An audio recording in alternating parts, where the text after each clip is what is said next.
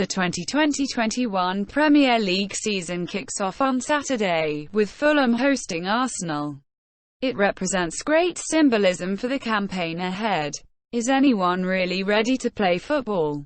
Half-baked transfer activity and an international break that interrupted vital preparation time would suggest no. Football is a business that must continue, and as post-lockdown football in June taught us, it will only take a few matches for everyone to get back up to speed and things to feel pretty normal again. Fulham have been promoted as a much more settled unit than in 2018, allowing them the chance at a much smoother summer of business. But it feels like what they done probably isn't enough. That could change in the weeks to come, but concerns over the attack's potency and the defence's ability to cope are fair. You're going to start sensing a theme here when it comes to Brighton, who scores the goals. Outside of Neil Maupay, who managed a solid 10 last season, the Seagulls badly need Leandro Trossard to step up more regularly. There's a few things to like about this Brighton side under Graham Potter, but it's hard to escape the feeling they don't feel particularly threatening. Not a single signing in sight for Burnley, which is probably cause for concern. A lot of people have predicted them to go down every season since promotion, but they continually defy those suggestions. This season, that may not be the case. They're one of 4 clear contenders for 18th, and it's a tough spot to call, but they're the pick. A predicted table compiled 2 weeks ago would have had Newcastle in the relegation zone, no doubt. There was more than a fair share of fortune attached to quite a few of their results last season. But the club clearly recognised this, and in recent days, they have pulled off a series of blinders in the transfer market. Callum Wilson, Ryan Fraser and Jamal Lewis have followed Jeff Hendrick. So they might have just enough of what they need to survive. Palace have committed to freshening up their side and getting a little younger in the transfer market, which is a crucial step for them.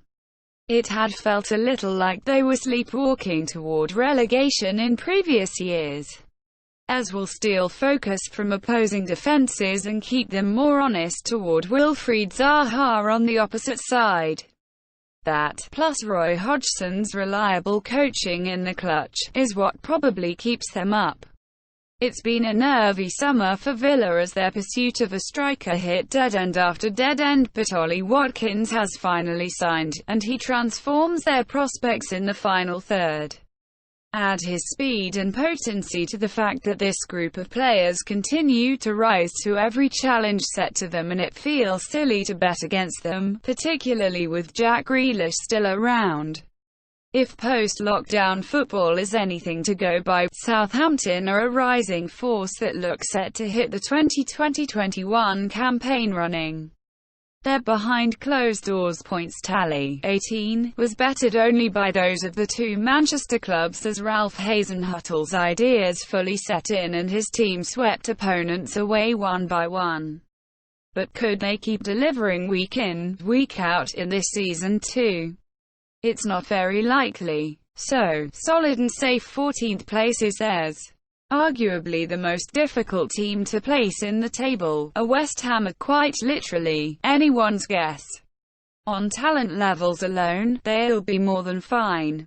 Issa Diop, Declan Rice and Michail Antonio form a great spine. Thomas Souček is emerging as David Moyes' new Marwan Fellaini, and they have a glut of playmakers to sprinkle on top. The concern is just how combustible the club is. When your captain is tweeting angrily about player sales, you know things aren't quite right. The summer business has been solid and well thought through, but as so many promoted sides have found over the past few years, the step up in quality is serious. But with Slaven Bilic's reliable coaching in the clutch, and the players like Mateus Pereira, Jake Livermore, Semir J and more, they could be a this season's surprise package. A newly promoted side finishing as high as 11th isn't such a bold prediction any longer, particularly in light of Sheffield United's top half finish last season. but this will still take some by surprise. Quite simply, it's all about the manager, Marcelo Bielsa. A figure held up as the tactical inspiration for Mauricio Pochettino, Pep Guardiola and more. His high-pressing, abrasive tactics will take many by surprise and take a while to adjust to. Yes, the ominous second season. So many promoted sides fall foul of it, as it can be so hard to sustain momentum over a break and into another campaign. A 10th-placed finish would be a drop of 2 places for the Blades on last season, but most fans would accept a stabilization campaign. They will be less of an unknown but just as difficult to play against in midfield, just as difficult to break down and just as robust up front. Even having lost Matt Doherty to Spurs, Wolves represent one of the strongest clubs in the division. The quality of Raúl Jiménez, João Moutinho, Ruben Neves and Adama Traoré is undoubted, and the defence will be as strong and combative as always. But could they compete for an European spot against a Big Six and Ancelotti's Everton, who brought so many quality players?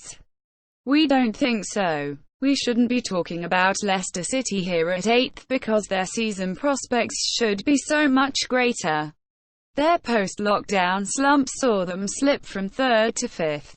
It's hardly an unfamiliar story wherever Brendan Rodgers is involved, and the trend has been that when that happens, he has struggled to claw it back.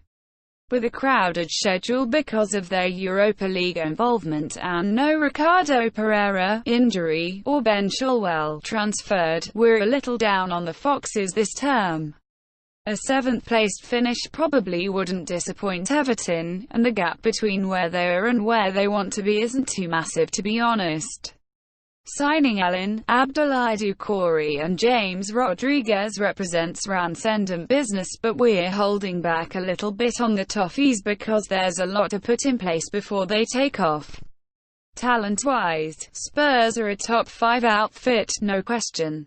But the club are up against other issues this season that are beyond their control, namely, the ludicrous playing schedule they face because of their involvement in 4 competitions. Thanks to the Europa League qualifiers and the Carabao Cup 3rd round, they could play 7 games in September, with the first coming on the 13th. The squad as it stands can't handle that. Arsenal in 5th is a big call, but they're on the up, and there's a lot to like about what Mikel Arteta has done over the course of 2020. Adding Willian to an already strong attacking core gives them incredible flexibility in how they line up, while the addition of Gabriel goes a long way to finally shoring things up at the back. With Pierre-Emerick Aubameyang spearheading a tactically sound and intriguing side, they're in line for a very good season. United have been generally superb in 2020, with Bruno Fernandes representing the final piece in what became a very, very good starting 11. It's clear they need more players to take a step forward this season. As soon as one of the 11 players they came to rely on during that post-lockdown run ducks out, the team will take a step back. Placing them in 4th is a show of respect for how good they can be, but also recognition of the fact that they need 3 or more new faces to be able to sustain that sort of level all campaign long. Liverpool in 3rd. Okay, that might come as a or big surprise, but things do not look the best for current champions. They will go in 3rd consecutive season with almost same team, no new players to strengthen their squad yet. Okay, there's Tsimikas, but he won't be regular starter, he is just a backup. And with Gini Wijnaldum possibly going to Barcelona, they might struggle during this campaign. With Messi staying at Barcelona, we dropped Manchester City from returning the title to Etihad to another year filling the 2nd spot. Ferran Torres and Nathan Ake are the signings, so far, and we think that it wouldn't be enough to win the title. They lost David Silva, who was one of their better players, and it's questionable if Aguero will be more or less fit throughout the season. 6 signings, 5 of which directly upgrade the first team, have whipped fans into a frenzy of optimism and hope. Can they close the frankly cavernous gap to last season's top two, or even mount a title challenge? We think they can do both. Frank Lampard simply pulled the perfect transfer moves, and if he can make these fantastic individuals to work as a group, there is no doubt Chelsea are going to be a new champions of England.